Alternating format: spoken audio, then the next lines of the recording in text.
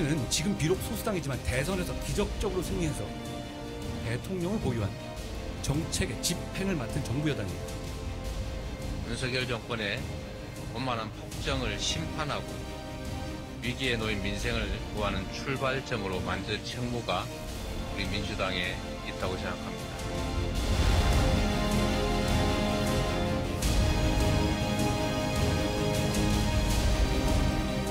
가장 중요한 첫 번째 소명은 지금까지 진흙탕 속에서 싸워왔던 그 정치의 전장을 바로 새로운 미래로 옮기는 것입니다. 그렇지 않습니까, 여러분?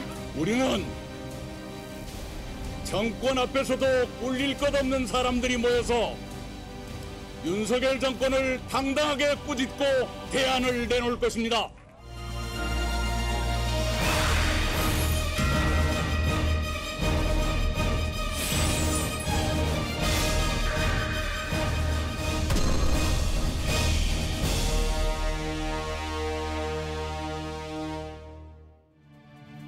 제21대 총선을 2달여 앞두고 제1야당인 민주당의 분위기가 심상치 않습니다.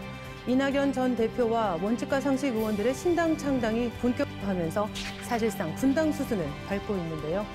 KBS 광주 총국 신년기획 벡터뷰, 오늘은 그 세 번째 시간으로 더불어민주당 고문을 맡고 있는 박지원 전 국정원장 만나 호남 정치의 지형은 앞으로 어떻게 달라질지 짚어봅니다.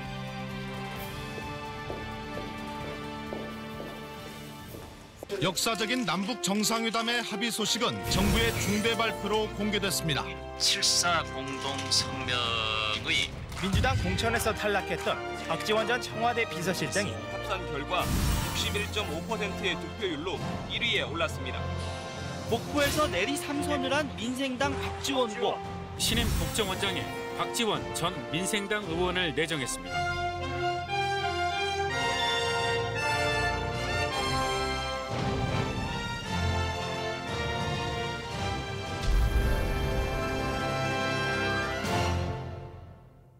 네, 늦었지만 새해 복 많이 받으십시오. 감사합니다. 네. 새해 복 많이 받으세요. 네, 감사합니다. 요즘에 목귀 원래 하고 계시는데 뵐 때마다 느끼는 거지만 참 에너지가 넘치시는 것 같아요. 비결이 뭡니까? 잘 먹고 잘 네. 자고 네. 그리고 잘 걷고 참지 않고 말하고 참으면은 암 걸려요. 그리고 저는 늘 긍정적으로 삽니다. 네. 노래도 잘 부르고. 네. 오늘도 참지 마시고 하시고 싶은 말씀 많이 해주시길 기대하겠습니다. 그래서 제가 가장 궁금한 얘기부터 바로 본론으로 들어가서 여쭙겠습니다. 이낙연 전 대표 또 원칙과 상식 의원 3명 결국 탈당을 했습니다. 그리고 신당 창당 수순 밟고 있어요. 여기까지 오게 된 근본적인 이유 뭐라고 보십니까? 글쎄요. 저는 이낙연 전 대표나 이재명 현 대표 두 분 다 책임이 크다. 그렇게 생각을 합니다. 만약 이낙연 대표가 좀 더 적극적으로 이재명 대표와 손을 잡고 윤석열 정권을 향해서 투쟁을 했다고 하면은 만약 그 경우 플랜 B로도 클 수 있는 인물이다라고 생각을 했는데 그 잠시를 참지 못하고 아무것도 하지 않고 탈당해버린 것. 또 이렇게 탈당하는데도 계속 소통을 하지 않은 것은 이재명 대표의 책임도 있다. 과거에 김대중 대통령은요. 총재 경선에 지금 잡고 하신 김상현 의원, 대통령 후보의 정대철 헌쟁허제하고 했습니다. 이분들은 군사 독재 정권에서 김대중이 대통령 되지 말아야 될 10가지를 얘기하는데도 그걸 저를 보내서 설득해서 취소시키고 다 포용했어요. 네. 그리고 만나고 또 함께 했는데 이러한 것들이 좀 아쉬웠다. 저는 그렇게 생각합니다. 네. 그런데 어쨌든 신당 창당은 지금 가시화했고 이 시점에서 유권자들의 가장 큰 관심은 그렇다면 이낙연 신당과 지금 창당이 본격화돼서 거의 마무리 단계에 와 있는 이준석 신당이 연합해서 연대해서 갈 수 있을 것인가이거든요. 이 두 사람의 연대 현실화할 가능성이 있다고 보세요? 저는 연대는 불가능할 겁니다. 태생적으로 이낙연 전 대표는 베이스가 호남이고 진보고 특히 한국 정치에서 가장 중요한 것은 정체성인데 네. 그 정체성을 딱 표본이 대북 정책이에요. 그건 아니지 않습니까? 그리고 저는 이준석 지금 정강위원장은 성공하리라고 봐요. 그래서 이준석 전 대표는 저하고 일주일에 한 번씩 방송을 함께 하면서 많은 얘기를 나눴는데 대구가 얼마나 보수적이냐 하면은 대구에는 자네 몇 푼 벼슬 했나? 그래서 현직 의원들도 장차관, 부장판사, 경찰청장들이 한다는 거예요.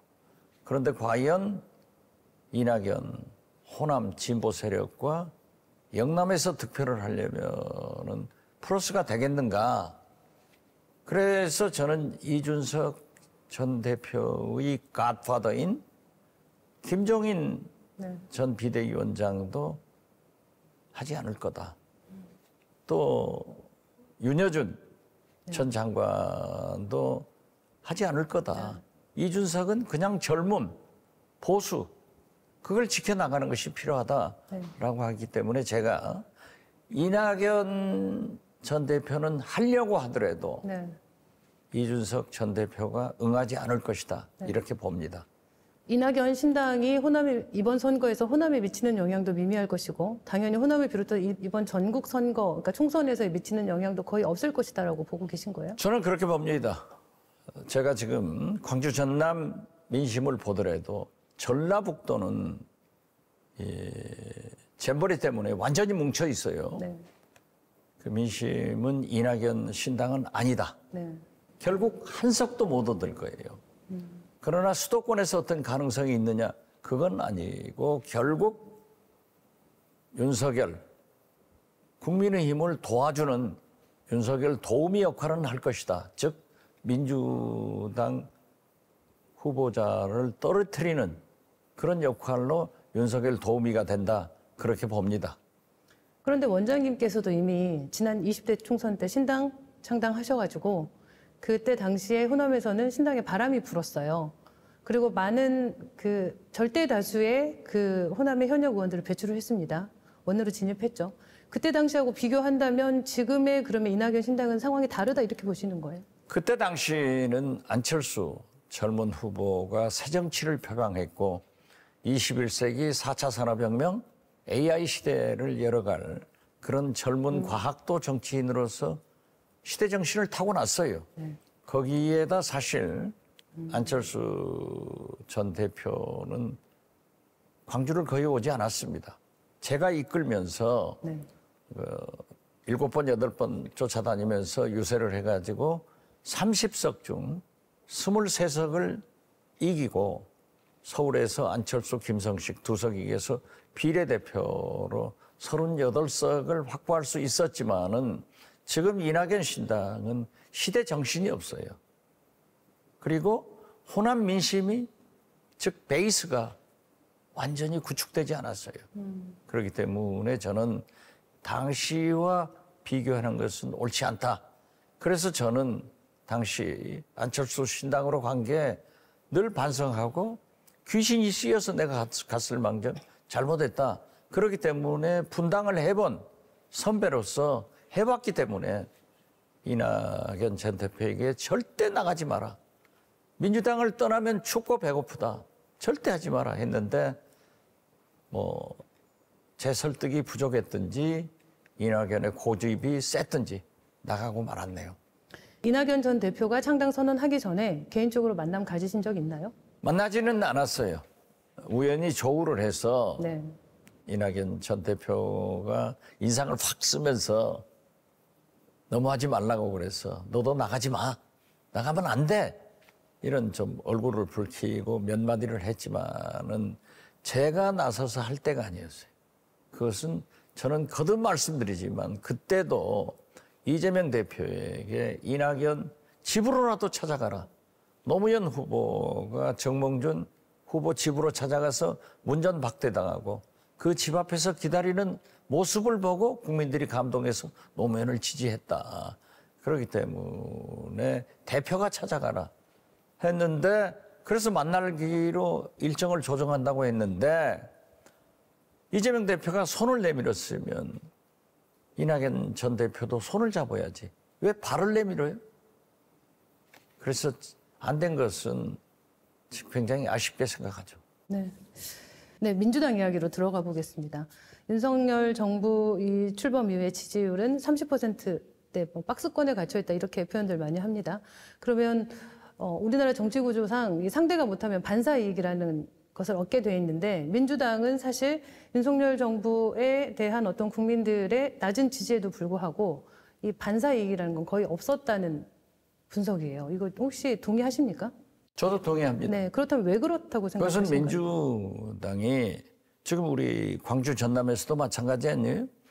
윤석열 대통령에 대해서 저렇게 절망하고 있는데 거기에 대한 대안을 제시 못하고 늘 끌려다녔어요. 그리고 지금 현재만 하더라도 우리 호남에서 민주당의 지지도가 확 떨어졌더라고요. 네. 이러한 것은 개혁, 혁신을 요구하는데 그러한 것을 못하고 침체되어 있다. 저는 그런 것을 지적하면서 이재명 대표가 이제 나왔다고 하면은 좀 새로운 그런 통합의 혁신의 모습을 보여야 된다. 저는 그렇게 생각합니다. 네, 이재명 대표의 리더십에 대한 질문을 드리기 앞서서 그렇다면 이번 22대 총선을 민주당은 어떤 전략으로 치러야 된다고 보시나요? 그건 당연하게 이낙연 전 대표가 얘기는 잘했더라고요. 총선은 회고적이에요. 대통령 선거는 미래지향적이에요. 어떤 나라를 만들겠다는데 총선은 지금 현재 이 정권이 잘했냐. 국민 여러분, 윤석열 정권 2년간 살림이 나아졌습니까? 민주주의가 됐습니까? 남북관계가 좋아졌습니까? 여기에 대한 윤석열 정권 심판론으로 가야 된다. 그런데 여기에서 가장 민주당이 중요하게 생각할 것은 한동훈 비대위원장하고 이재명 대결로 가면은 안 된다. 어디까지나 윤석열 대 이재명 이런 구도로 가면은 저는 가능성이 있다고 봅니다. 네. 총선은 회고적이라고 말씀하셨잖아요, 방금 네네. 전에. 그렇다고 하면 제1야당인 민주당은 과연 그런 평가로부터 자유로울 수 있다고 생각하시나요? 저는 자유롭지 못하기 때문에 평가를 받지 못하고 있기 때문에 지금 윤석열 대통령이 30% 박스에 갇혀 있지만은 민주당 지지도가 치고 올라가지 못하잖아요. 그렇기 때문에 저는 과거 민주당이 김대중 민주당처럼 싸우면서 일하고 일하면서 싸워야 되는데 일은 하지 않고 싸우지도 못했어요. 그래서 치열한 그런 야당 자세도 보이지 못했기 때문에 상당히 침체되어 있다. 이것을 다시 개혁과 혁신을 통해서 확 변하는 일을 해야 된다. 저는 그래서 이재명 대표가 지금이라도 가장 병폐가 되는 게 친명이다, 비명이다. 네. 이런 얘기를 하고 있지 않습니까? 네. 그러니까 시스템 공천을 하기 위해서는 저 같으면은 이재명 대표가 친명의 상징적인 의원 선거구를 방문해서 격려를 하면서 친명 비명 없다 이런 모습을 보이는 것도 민주당의 단합에는 필요할 거예요. 비명 상징적인 의원을 방문해서? 그렇죠. 네네. 그런데 야당이 그동안에 야당의 역할을 제대로 하지 못했던 이유 중에 하나가 당내 계파 갈등도 있지만 그 당대표의 사법 리스크 때문이기도 합니다. 그 부분도 동의하십니까 혹시? 저는 사법 리스크에 대해서는 동의하지 않습니다. 왜냐하면 윤석열 정권이 지금도 보면은 울산 선거 문제, 네. 지금 1심 끝나고 항소심 중인데 느닷없이 임종석 비서실장, 조국 법무부 장관을 재수사한다. 그리고 지금 현재 장하성 정책실장을 검찰에 소환하는가 하면은 심지어 문재인 전 대통령의 전 사의를 참고인인데 압수수색을 하더라고요. 이것은 지난 1년 반간 윤석열 정권이 모든 탓을 문재인 탓하다가 이제는 문재인 압살 작전으로 들어갔다. 그렇기 때문에 이재명도 야당 죽이기, 이재명 죽이기의 희생이다. 지금 보십시오. 400여 번의 압수수색을 했는데 보고 싶다 증거야. 증거가 없잖아요. 그러면 자기들이 한 것, 또 나아가서는 김건희 특검, 도이치모터스 주가 조작은 보세요. 자기들 검찰이 23억을 했다. 이렇게 하는데 한동훈 비대위원장은 문재인 정권 때 검찰이 했다. 이런 잘못, 그리고 지금 디올백 이런 문제에 대해서 덮으려고만 하는데 이러한 것을 민주당이 팀플레이로 치열하게 국민 앞에 알리고 투쟁을 했다가 하면 이런 결과는 없을 거다. 그래서 저는 거듭 말씀드리지만은 이재명 야당 죽이기다. 이렇게 말씀드립니다. 그러니까 사법 리스크에 매몰돼서 야당이 제대로 야당으로서 역할을 하지 못했다라고 하는 것도 저쪽의 프레임이다. 그렇죠. 네, 그렇게 보시는 건가요? 또 민주당이 잘못한 것도 있어요. 거기에만 매이더라고요. 이재명 대표도 그쪽만 매여요. 그래서 내가 코끼리는 생각하지 마라. 그것은 생각하지 말고 할 일을 해야 된다. 그런 얘기를 저는 자꾸 했습니다. 혹시 그 이재명 대표와 직접 소통하는 기회를 가지시고 이런 말씀 직접 전달하신 적 있습니까? 저는 뭐 자주 소통은 하지 않지만은 만나지는 않지만은 전화로 소통을 하고 제가 느끼는 것을 문자로 보내면은 받아들일 때는 받아들이고 또 자기도 문자로 하고 연락해서 소통은 원만하게 하고 있다. 네. 이렇게 생각합니다. 원만한 소통. 네. 그 웃기는 얘기입니다만은 이재명 대표 비서실 측근들은 그래도 박지원 원장의 충고를 제일 많이 받아들인다. 네. 그런 얘기를 하는데 그건 잘 모르겠어요. 아, 그런 피드백은 받으신다? 예. 네네. 그런 것은 실제로 이재명 대표가 하고 있는지는 모르지만은 그 주위에서는 그런 얘기를 한다고 하더라고요. 네. 민주당 입장으로 들어가서 이번 총선을 치러야 하는 입장에서 삼지대를 바라보는 시각에서 한번 얘기를 해보고 싶어요. 이제 방금 원장님께서는 그 이낙연 전 대표의 신당이 호남에서의 파급력을 갖기 어려울 것이다가 아니라 없을 것이다라고까지 지금 말씀을 하셨는데, 그렇지만 공천 과정에서 만약에 탈락한 그 현역 의원이든 아니면 또 이 민주당 계열의 후보들이 신당으로 합류한다고 하면 영향을 받을 수밖에 없는 거 아닌가요? 영향은 받겠죠. 그렇지만 우리 광주 전남에서는 이미 KBS를 필두로 해서 4번의 공신력 있는 언론사들이 여론조사를 했어요. 거기에서 1등하는 사람들한테는 연락이 안 오는데 저를 아는 2, 3등 하신 분들에게서 이낙연 측에서 공천 안 준다. 그러니까 와라. 하는데 아직까지 가는 사람은 없더라고요. 안 가겠다고 저한테도 연락 오고 심지어 저의 측근인 어떤 분한테는 전화를 해서 공보팀장으로 와달라 해도 거절을 했다고 그래요.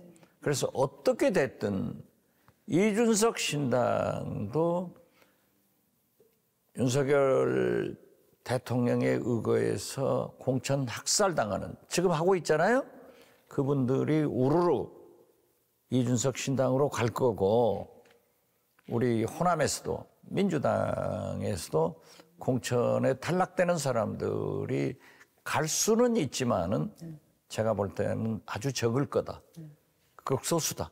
그리고 그분들이 특히 전국 어디에서나 우리 호남은 물론 국회의원에 재선될 수 있는 그런 파워는 없을 거다. 저는 확실하게 봅니다. 네. 너무 확실하게 이렇게 말씀을 하셔서. 제가 말하면 맞아요. 구단이시니까. 예. 네. 그런데 이낙연 신당과 이준석 신당을 분리해서 보자 이 부분은 이해를 했습니다. 예, 그렇다면 이준석 신당은 이제 다른 방송에서 인터뷰에서 최대 40석, 50석까지도 가능하다라고 말씀을 하셨더라고요. 네, 그렇습니다. 예, 성공하실 거라고 보는 거죠? 저는 성공하리라고 봐요. 저는 재작년부터 이준석 신당은 작년 말에 꿈틀거려서 금년 초에 신당 창당한다. 아주 적기 맞췄잖아요. 그런데 왜 그러냐. 그러면은 윤석열 대통령이 검액관, 용액관들로 다 물갈이 시킬 거다. 지금 이준석 전 대표는 시대 정신을 타고 있어요. TK에서도 김건희 특검을 찬성하잖아요. 심지어 TK에서 거부권 행사를 하지 말라 하는 게 67%나 나오기 때문에 반윤 정서를 가지고 있어요. 그렇기 때문에 저는 영남은 65석입니다. 그래서 거기 중진 현역 의원들이 공천에 탈락했을 때 이준석 당으로 가서 안철수 당처럼 박지원처럼 원내 교섭단체도 등록하고 기호는 3번 될 거고 선거자금 국고보조도 충분히 나온다. 그래서 65석 중 상당히 건지기 때문에 또 수도권에서 충청권에서 가능성이 있기 때문에 저는 4, 50석을 본다. 그렇게 예측하고 있습니다. 신당 창당해서 이겨본 경험이 있는 정치 구단으로서 그렇다면 이번 이준석 신당과 민주당은 어떤 관계로 총선을 치러야 합니까? 저는 이준석 신당에 대해서 반윤이라는 이 시대 정신은 공유하지만은 이념, 정체성에서는 그렇게 공유가 안 될 거예요. 그렇기 때문에 적대적일 때는 적대적이고 공유할 때는 공유하면서 서로 돕는 것이 필요하다. 저는 그렇게 봅니다. 유연함이라고 이해하면 되겠습니까? 그렇죠. 예. 네. 그럼 그런 유연함이 지금 민주당에 있습니까? 유연함이 제가 볼 때는 제3당이 이준석 당이 비교적 성공할 거니까 민주당도 국민의힘도 과반수 하기는 굉장히 어려울 것이다. 여기에서 우리 민주당의 문제가 나오는 거예요. 만약 우리가 과반수 의석을 차지하지 못하면은 안 그래도 지금 현재 윤석열 대통령이 여소야대 전국에서도 저렇게 독주를 하고 있는데 굉장히 큰 문제가 난다. 그렇기 때문에 민주주의나 민생 경제나 남북관계 외교를 위해서는 그래도 우리 국민들이 민주당을 살려줘야 된다. 과반수를 줘야 된다. 이렇게 호소를 하겠지만 그 결과는 저는 좀 어둡게 봅니다. 네. 원장님 이제 호남 정치 얘기해 보겠습니다. 네. 총선 때마다 정당들의 최대 관심사 공천 어떻게 할 것인가입니다. 그래서 그 선거를 치를 때마다 공천의 방식을 조금씩 바꾸고 개혁 공천하겠다라고 합니다. 그런데 4년 지나면 또 새로운 인물들이 많이 들어와요. 실제로 지난 21대 총선을 보면은 이 현역 의원 교체 비율이 50.3%였는데 광주 전남은 특히나 높았어요. 83%였거든요. 굉장히 큰 차이인데 이 지역에서의 이 선거 때마다 물갈이 여론이 높은 이유 있다고 보세요? 있다면 뭐라고 보세요? 저는요. 역으로 광주 기자분들에게 제가 비교적 자주 만나는데 그분들에게 자꾸 얘기합니다. 너무 물갈이만 주장하지 마라. 국회는 선수다. 네. 그러나 역대 총선을 해놓고 보면은 50% 정도가 물갈이가 돼요. 이걸 보면은 우리 국민들이 얼마나 현 정치권에 대해서 불만도 가지고 계시지만은 변화를 추구하는가 아는데 특히 광주 전남은 더 추구해요. 그러니까 무조건 물갈이다 하는데 그렇게 되면은 안 되니까 잘하는 사람은 당선시켜주고 못하는 몇몇만 좀 물갈이 됐으면 좋겠다. 그렇게 시켜버리고 나니까 다 초재선 아니에요. 초선 아니에요. 국회는 선수로 하는 겁니다. 선수가 없으니까 상임위원장도 못하고 원내대표도 못하고 아무것도 못하잖아요. 그래서 저는 제발 이번에 우리 민주당 초선 의원들에게도 잘 못하는 사람은 물갈이 해야죠. 네. 그렇지만 전원 싹 하는 그러한 것은 좀 시민, 전남도민들이 협력해 주셔야겠다 이런 생각을 갖습니다. 네. 지난주 이정현 전 대표하고 인터뷰 진행할 때 김대중 전 대통령 이후에 호남이 인물을 배출하지 못하고 있다. 너무 이 새로운 인물들만 추구하다 보니까 초선들로 채워지면서 호남 정치의 역량을 키울 만한 그런 기회조차 갖지 못하고 지나버린다라고 이렇게 지적하셨는데 맥락이 같은 맥락이라고 이해해도 되겠습니까? 그렇죠. 그런데 특히 이낙연 전 대표에 대해서는 우리 호남에서 기회를 한번 준 거예요. 네. 그런데 그걸 실패로 끝나니까 또 저렇게 창당을 하니까 굉장히 실망도가 높아요. 네. 그래서 저는 일희일비하지 말고 네. 쭉 전진해 나가자. 그리고 무엇보다도 정치인은 누가 키워주지 않습니다. 네. 자기가 도전해야 되는 거예요. 네. 그래서 도전해야지. 지금 우리 광주 전남 국회의원들이 과연 도전을 하고 있는가. 이것도 한번 생각해 봐야 된다. 저는 그렇게 믿습니다. 네. 민주당에 대한 호남의 지지율도 급속도로 좀 빠졌다는 여론조사 결과가 나왔어요. 민주당이 아프게 받아들여야 될 대목인데 그렇다고 하면 이 호남에서 앞으로 민주당 어떤 방식으로 공천해야 된다고 생각하십니까? 삼김도 결국 개혁 경천은 당선 이주예요. 한동훈 비대위원장도 이기는 선거를 하겠다 네. 하는 거예요. 그렇기 때문에 호남에서는 민주당 공천을 받으면 이길 수 있는 가능성이 있는 지역 아니에요. 네. 그렇기 때문에 주민의 뜻을 받들어서 좀 좋은 인물을 공천하는 것이 좋지 않겠어요? 좋은 인물에 대한 기준 혹시 말씀해 주실 수 있습니까? 저 같은 사람. 아, 네. 현안 이야기로 넘어가겠습니다. 이 광주 군공항 이전 문제, 광주와 전남이 함께 풀어야 될 문제인데 결국에 또 해를 넘기게 됐거든요. 이 부분 어떻게 풀어가야 된다고 보십니까? 제가 목포 국회의원을 할 때도 굉장히 현안이었는데 군공항은 반드시 무안으로 가야 됩니다. 네. 그런데 무안 군민들이 저에게도 뭐 비토하는 현수막을 많이 붙이고 있었지만은 민간공항은 받고 군공항은 받지 않겠다. 이건 말도 안 되죠. 네. 그래서 만약 민간공항이 힘들다고 하면은 무안 해변가로 군공항을 별도 분리해서도 할 수 있다. 네. 그런데 그 신안에 박우량 군수는 그렇게 저하고 조정을 하고 있을 때 저한테 그러더라고요. 신안으로 군공항을 오십시오. 섬 하나를 밀어가지고 거기에 군공항을 유치하겠습니다. 그런데 그 군공항을 유치하면은 인구도 늘고 경제적 이득이 많잖아요. 그래서 자꾸 그 단견적인 그런 생각만 하지 말고 민간 군공항이 한꺼번에 무한으로 이전할 수 있는 방법을 모색해야 된다. 저는 그렇게 생각합니다. 이 문제를 풀어가는 이 두 광역단체장들의 정치적인 역량에도 어떤 아쉬움이 있다라는 지역민들의 그런 평가도 있어요. 정치인들은, 광역단체장들은 모든 것을 표로 계산합니다. 네. 그렇기 때문에 그걸 못하고 있는데 전라남도에서 저도 그렇습니다.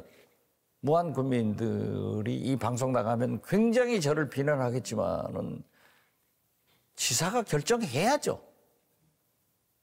광주시장이 결정해야죠. 이걸 가지고 안 하면은 왜 그 자리에 가요? 저를 보내주면 내가 딱 해결할게요. 아, 오실 겁니까? 아니요. 가는 게 아니라 어떻게 됐든 네. 광주시장과 전남지사가 결단을 내려서 해야지. 네. 아니 보세요. 대구 얼마나 잘하고 있어요. 제가요. 국정원장을 할 때 부산 동남권 공항 신설에 대해서 광주 전남 의원들이 다 찬성하고 다니더라고요. 네. 그런데 대구 경북 의원들은 찬성하면서 대구공항 이전 문제를 탁 따와요. 네. 그런데 내가 몇 사람 불렀어요. 너희 뭐 하고 있느냐?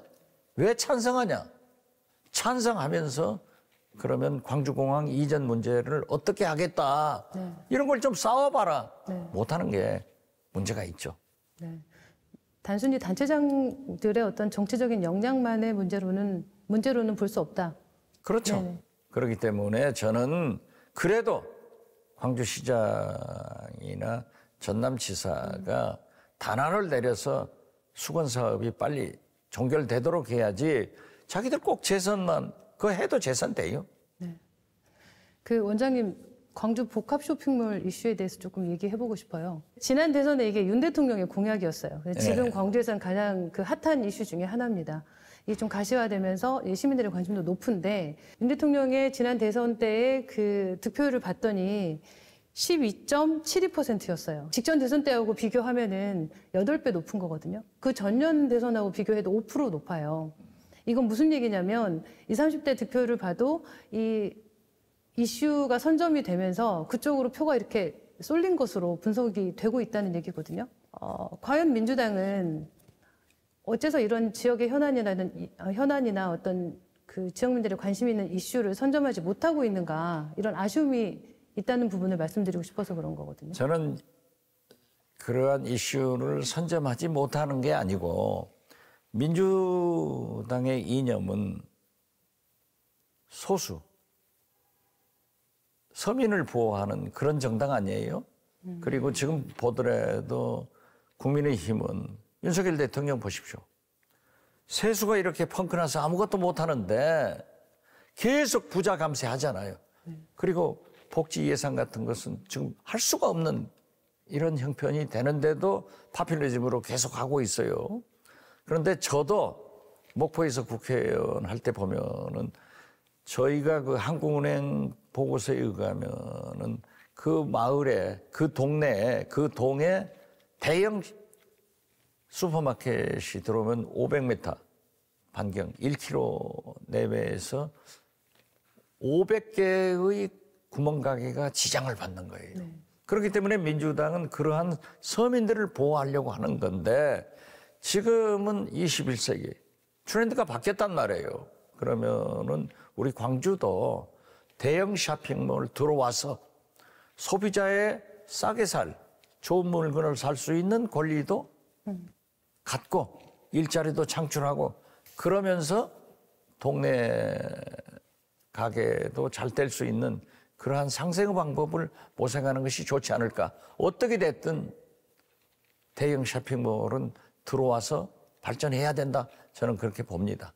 복합 쇼핑몰이 그러면 복합 쇼핑몰 공약이 정치 구단이 보셨을 때 선거 공학적으로 의미가 있는 공약이었다고는 보시는 건가요? 저는 의미가 있다고 봅니다. 포퓰리즘이라고 말씀도 하셨지만 포퓰리즘도 있겠지만은 네. 그래도 어차피 그 방향으로 가잖아요. 지금 보시면은 스타벅스 커피숍 전 세계에서 우리가 1인당 커피를 제일 많이 마시는 국민이에요. 전체 양으로 보면 중국이 제일 수입하는데 스타벅스는 미국보다 훨씬 우리나라가 잘 돼요. 그런데 지금 현재 읍단위까지 들어가려고 하는 기도가 있더라고요. 그리고 또 읍단위에서도 그걸 요구를 하더라고요. 그렇기 때문에 과연 그것을 막아서 잘 될 수 있느냐? 그건 아니잖아요. 그렇기 때문에 개혁, 개방해서 경쟁을 해서 소비자도 경제도 살릴 방향으로 해야지 무조건 폐쇄하고 막으면 안 된다. 저는 그런 생각 같습니다. 제가 자꾸 이 질문을 드리는 이유는 지난 대선 때 이재명 지금 대표와 윤석열 대통령의 득표 차이를 생각을 해보면 광주에서 벌어진 5% 차이가 상당히 큰 의미가 있었을 거라는. 그렇죠. 네. 아니 그러니까 어떤 동은 뭐 엄청나게 나왔잖아요. 20몇 프로가 나왔는데 그건 어쩔 수 없을 거예요. 그런 시대가 이제 왜냐하면 과거 김대중 대통령 있을 때는 집단이 움직였지만 이제는 개인들이 각자의 이해관계를 가지고 투표를 하기 때문에 조금 달라졌어요. 그러니까 우리 정치인들도 국민의 생각을 중시해야 돼요. 복합 쇼핑몰 공약은 선거 공학적으로 봤을 때 유의미했던 것으로 이해될 수 있지만 민주당의 정체성을 놓고 봤을 때 그런 공약을 민주당이 낼 수는 없었을 것이다라고 보시는 건가요? 당시는 그랬지만은 이제 국민의 트렌드가 달라졌기 때문에 민주당도 더 개방적으로 생각할 때가 됐다. 저는 그렇게 얘기 드립니다. 네네. 이제 전남 지역의 현안에 대해서도 좀 여쭤보겠습니다.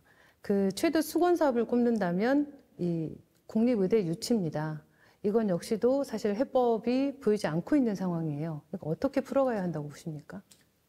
의사 정원들은 지금 의사들은 반대를 하지만은 병원협회 같은 데서는 적극적으로 찬성을 하고 실제로 해남안도 진도를 가더라도 대형 병원들이 의사를 구하지 못합니다. 네. 제 조카들도 저희 집도 다 의사가 많은데 참 이상해요. 서울에서 수원, 인천만 가도 연봉이 한 3천만 원, 5천만 원 많아요. 네. 그런데 안 가요. 그런데 항차 해남안도 진도까지 오겠느냐 이런 문제가 생기는데 의대 정원은 반드시 늘려야 된다. 네. 그렇지만 저는 그 지방 출신들을 티오를 줘서 광주 전남이면 전남대학교, 조선대학교는 특별한 티오를 줘서 그 사람들이 여기서 개업을 하고 네. 또 의료 활동을 할 수 있도록 해야 된다. 네. 제가 목포대학교 약학대학을 유치해서 지금 잘 되고 있어요. 근데 보면은 실제로 목포 전남 출신들이 거의 없어요. 네. 그러니까 의과대학이나 약학대학이나 이러한 특수대학들은 전국화돼 가지고 네. 우리 고향 의료진 확보가 어려운데 그러한 것을 해결하면서 네. 의과대학이 생겨야 된다. 저는 그렇게 네네. 봅니다. 뭐 인구 소멸, 그다음에 이제 저희는 사실 학령 인구 같은 경우는 인구 절벽이라는 표현을 쓸 정도고 인구 소멸 문제, 고령화 문제 이거 뭐 비단 이 전남만의 문제는 아닙니다만 이 전남 같은 경우는 굉장히 심각하게 급속도로 진행이 되고 있습니다. 이 부분에 대한 해법 혹시 있다고 보세요? 글쎄 왕도가 없다고 생각합니다. 막대한 예산을 투입하고 있지만은 절대적인 인구가 늘어나지 않고 있어요. 네. 저도 딸 둘인데 결혼을 했는데 네. 손자를 하나씩밖에 안 낳아요. 더 낳아라, 아빠. 키우기가 얼마나 힘든지 알아? 이런 얘기를 하더라고요. 해남을 가서 보니까 한 2달 전에 돌아가신 분들은 100명대고 애들은 11명 태어났어요. 1년 동안. 한 달에. 한 달에. 예, 그렇기 때문에 가만 놔둬도 1년에 1200명이 줄어가는 거예요. 그래서 실제로 제가 처음 갔을 때 6만 7천이라는 얘기를 들었는데 지금 6만 4천대예요. 네. 이렇게 이건 전국적으로 똑같은 거예요. 네. 그래서 뭐 여기에서 애를 더 낳게 하고 뭐 인구 유입 이것은 언발의 오줌누기예요. 네. 그러니까 근본적으로 젊은 부부들이 결혼하고 네. 살 수 있는 젊은 일자리, 아파트, 주택 문제, 네. 그리고 교육 문제를 개선해 주는데 예산을 써야지 애기 하나 더 낳는다고 더 주고 그 아무 필요 없다. 저는 그렇게 생각해요. 그런데 해남에 화산면에 가니까 한 부부가 8명 애를 키워가지고 잘 크고 있더라고요. 네. 그리고 젊은 주부들하고 만났는데 한 2주 전에 거기에 3분이 내둥이 엄마예요. 그런 주부들에게 과연 정부에서 계속 지원을 해서 안심하고 키울 수 있는 것만 보여줘도 네. 젊은 사람들이 아기 낳을 것이다. 그러니까 근본적으로 저는 청년 일자리, 주택, 네. 병원, 어린이 놀이터 같은 것을 해줘야 된다. 저는 그렇게 봅니다. 네. 장기적으로 지원하고 인프라를 갖춰주고. 그렇죠. 네네. 네. 그 원장님께서는 4선 의원이십니다. 그런데 3선을 목포에서 하셨어요. 네. 네. 그런데 이제 전남을 놓고 봤을 때 동북권과 서북권의 격차가 날로 벌어지고 있습니다. 이 부분에 대해서 혹시 그 갖고 계시는 생각이나 혹은 앞으로의 방향성 어떻게 이걸 극복하기 위해서 방향성 어떻게 가져가야 된다고 보세요? 제가 목포에서 실패를 한 게 가장 억울하게 생각하는 게 목포에 일자리를 창출할 수 있는 일을 SOC, KTX나 부산으로 가는 열차나 뭐 해남 여수로 가는 고속도로 이런 건 다 돼가서 지금 공사를 하고 있는데 목포가 근본적으로 일자리가 없어요. 네. 그래서 해경 정비창 네. 특히 신안이 해상풍력발전 단지로 최고 단지입니다. 네네. 그렇기 때문에 만약 그것을 제가 좀 해냈더라고 하면은 10여만 개의 일자리가 창출되거든요. 그렇기 때문에 저는 뭐 동서격차 있는 것을 인위적으로 생각하지 말고 목포는 목포대로 그러한 일자리 창출하는 그러한 사업들을 많이 발굴해서 해야 된다라고 생각합니다. 그래서 만약 제가 국정원장을 하면서도 문재인 대통령께 해상풍력 발전이 제일 좋으니까 거기 가보십시오. 네. 그렇게 해서 다녀오시고 심지어 전남 김영록 지사나 박우량 신안 군수에게 특별법으로 해주겠다 했는데 의원들이 그걸 못하더라고요. 넘어갔단 말이에요. 지금 문재인 대통령은 너무 신재생에너지에 추징을 하고 원전을 없애버린 것이 저는 잘못이라고 생각하고 윤석열 대통령은 또 신재생에너지는 하지 않고 원전만 하고 있는 것이 문제라고 생각해요. 병행 발전해야 된단 말이에요. 그럼 해남의 알리백 이런 것들이 돼야만이 앞으로 우리 물건을 수출할 수 있는데 그래서 저는 해상풍력 발전 신한 것은 범도적으로 만들어서 10여만 개의 일자리가 창출되고 그 공장들이 지금 해남에 있는 대한조선 옆에 부지에 30-40만 평도 지금 개발을 해서 거기 부속 공장이 만들어질 수 있기 때문에 그러한 일을 추진하고 싶어요. 네, 신재생 분야를 기반으로 해서 일자리 창출을 하는데 역점을 둬야 된다 이렇게 그렇죠. 이해하면 되겠습니까? 예. 그 해상풍력 발전은 진짜 좋은 것이거든요. 네네. 그래서 제가 국정원장을 하면서 세계 그러한 것을 다 우리 국정원 아이오들을 통해서 받아들였어요. 네. 그래가지고 국정원은 본래 대통령 것만 보고를 하는데 제가 허락을 받고 김영록 전남지사하고 박우량 신안 군수에게 대통령 보고 문건을 한 번씩 보내드렸어요. 네. 그랬더니 해상풍력 발전이 가장 좋은 노르웨이 북구 쪽에서는 보면은 섬에서 하지 않아요. 인공섬을 만들어가지고 멀리 나가버린다고요.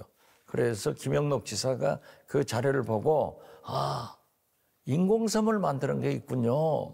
라는 얘기를 들은 적이 있습니다. 앞으로 우리는 바다가 신안에 많으니까 그러한 해상풍력 발전을 통해서 지금 신안은 원전 8기 정도의 해상풍력 발전이 준비 중에 있으니까 그러한 걸로 나가면은 일자리 창출되고 부속 공장들 목포, 해남, 영암 많이 들어서리라고 봐요. 네, 국정원장으로 계시면서도 서부권의 발전을 위해서 끊임없이 신경 쓰시고 노력해 오셨다 이렇게 이해하겠습니다. 아니 그렇죠. 뭐 아니 고향 까마귀만 봐도 반갑다는데 제가 국정원장을 했어도 그 못한 사업을 도와주는 것은 당연하잖아요. 네. 저희가 이제 출연자분들께 드리는 또 공통 질문이 있습니다.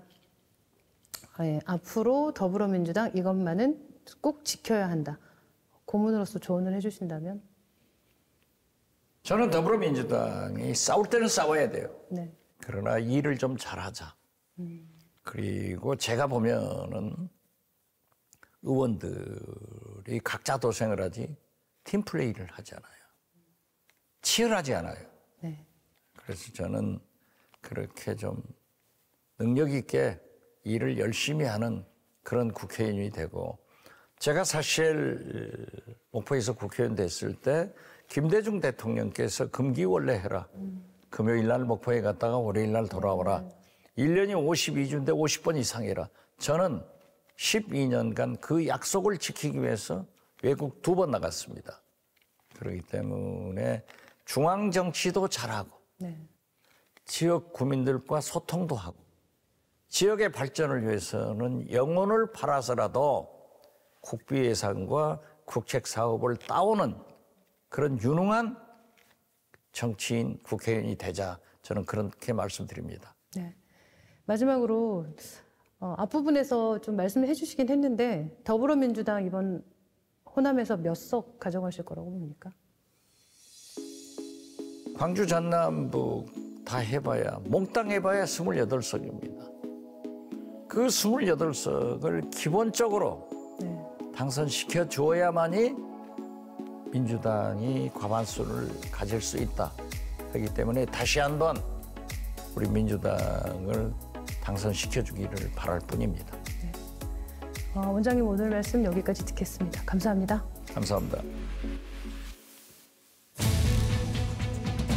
지난해 지방선거 직후 미국 유학길에 올랐다가 1년 만에 돌아온 이낙연 전 민주당 대표.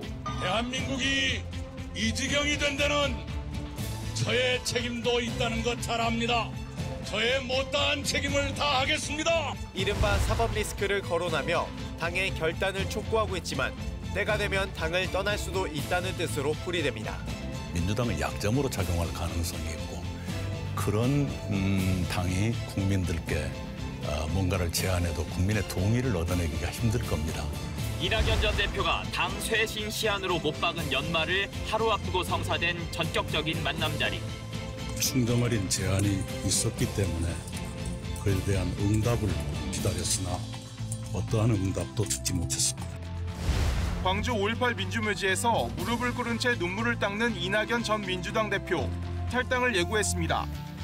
지금의 정치가 잘못되고 있다는 걸 알면서도 행동하지 않는 것은 악의 편에 서는 거라고 생각합니다. 4월 총선을 90일 앞두고 이낙연 전 더불어민주당 대표가 탈당을 선언했습니다.